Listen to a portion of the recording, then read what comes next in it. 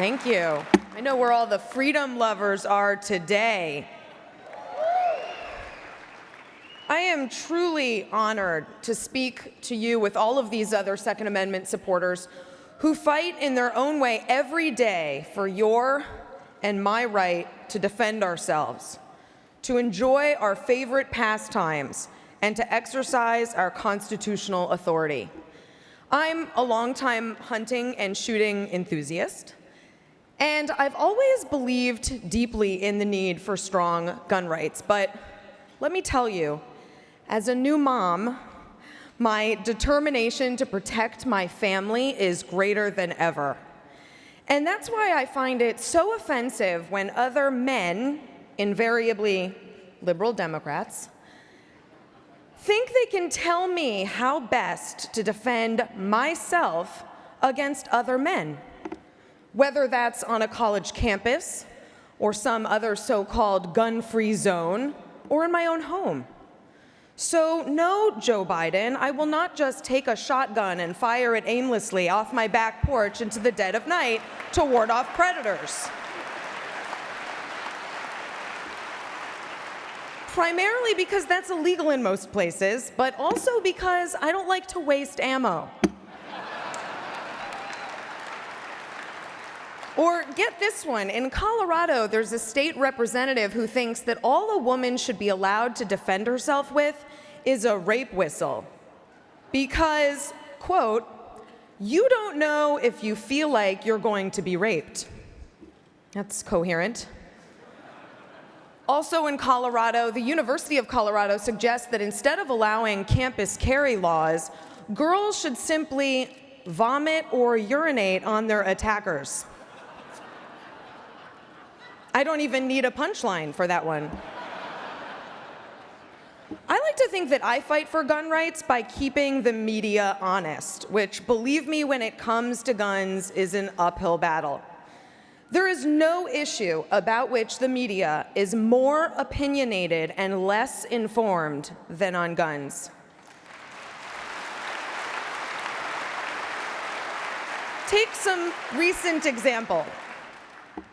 During the riots in Ferguson, one journalist took a picture of orange foam earplugs that we all use for shooting and hunting and tweeted it saying, "I think these are rubber bullets. Can anyone confirm?"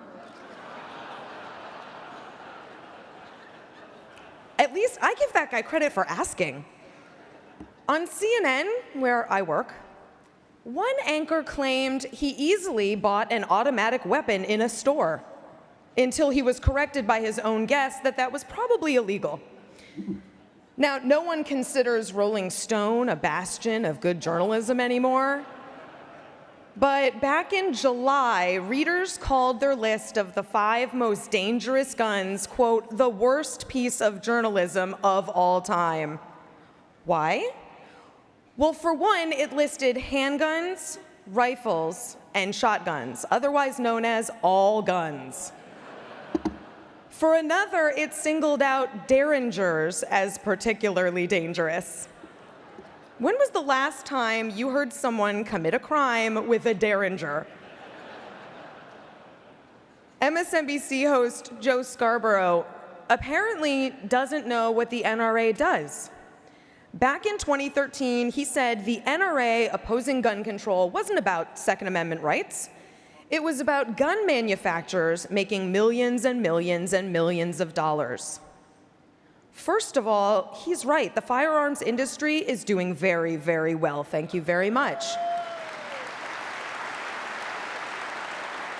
In fact, the gun industry contributes more than $33 billion to the US economy and supports about 220,000 jobs, which is double the North American payrolls of General Motors. So you're welcome, Joe Scarborough.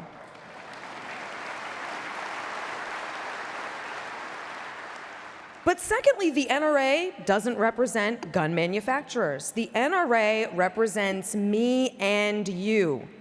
Its power doesn't lie in corporate contributions. Its power lies in its members. Gallup found that 54% of Americans have a favorable opinion of the NRA. That's better than Obama's approval rating. Heck, that's even better than MSNBC's approval rating. According to a recent poll, only 14% of Democrats think MSNBC is trustworthy. Piers Morgan, though, puts everyone else to shame. He once berated a gun rights advocate on his television program for his inappropriate defense of the Second Amendment. Piers said, quote, "You come in, you brandish your little book as if I don't know what's in that." The little book happened to be the Constitution of the United States.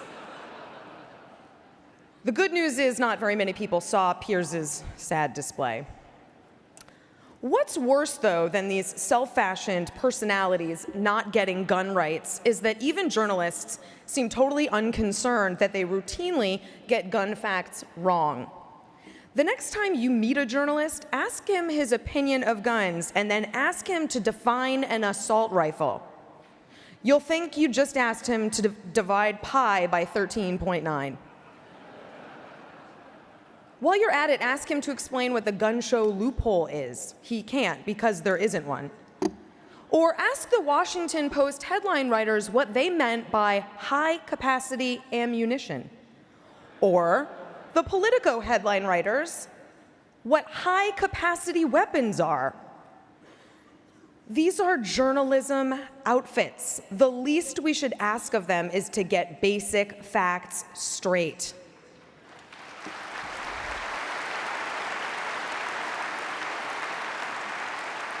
Look, it's easy to make fun of the media for its ignorance about guns, but it's no laughing matter when the media makes targets out of gun owners. In 2012, a New York newspaper published the names and addresses of law-abiding gun owners in 2 counties for no other reason than to imply that these people were to be feared and condemned.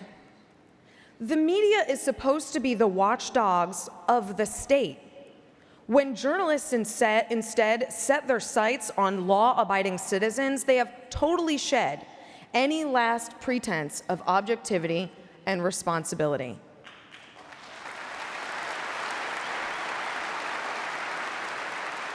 And one has to wonder, would this kind of intimidation against lawful actions be tolerated if the targets were voters? Would we allow newspapers to publish the names and addresses of people who voted Democrat or Republican? Of course not. But when it comes to the media, there is little or no daylight between law-abiding gun owners and pariahs. Literally, for one MSNBC host, lawmakers who vote against gun control are responsible for gun crimes, not the criminals. For another on CBS, taking on the NRA is like taking on the Nazis. It's a really sad state of affairs in my business, but luckily the ignorance and arrogance of many in the media are not the majority view on guns in the rest of the country. But I promise you this, there are people out there in the media who are just like you, who are representing your views and keeping the rest of the liberal media honest. I will never stop fighting for your gun rights. And I know you will never stop fighting for mine. The NRA is on your side, the facts are on your side, the Constitution is on your side, and I am on your side. So thank you very much and enjoy the rest of the meetings.